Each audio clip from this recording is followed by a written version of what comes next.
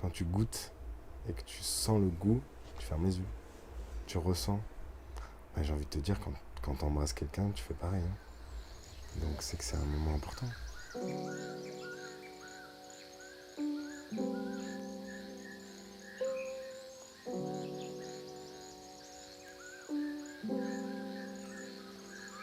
Pour moi, quand on mange quelque chose, il faut que ça nous fasse vibrer, il faut qu'on ait les yeux qui se ferment, un peu comme je te disais, quand on embrasse quelqu'un, on a les yeux qui se ferment. Bah, dans la food, c'est pareil, quand tu manges quelque chose, tu dois avoir cette sensation de plaisir, de désir avant tout, mais une fois que c'est fait, c'est une sensation de plaisir, une sensation d'apaisement, une sensation de réconfort. Et tout ça, c'est lié. Puis les saveurs, retrouver des saveurs, retrouver un respect de la nature. Moi, je traverse une éco-anxiété. J'ai la sensation de vivre pleinement ce que c'est l'éco-anxiété. J'ai appris ce mot-là il n'y a pas longtemps, ce que c'était. Et je l'ai senti direct, j'ai compris. Je dis, c'est ça en fait, ce truc que je ressens à l'intérieur de moi qui me bouffe.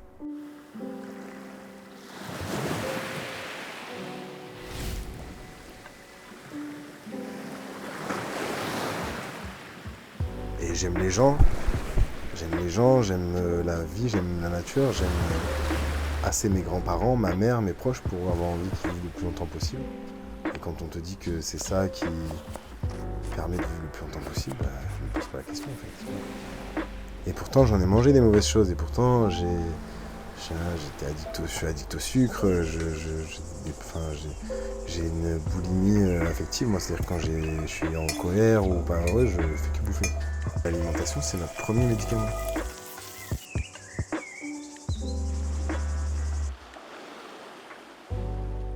Et du coup, on vit dans un entre-deux où on est habitué à des choses qu'on doit absolument contrer de par ce qu'on apprend.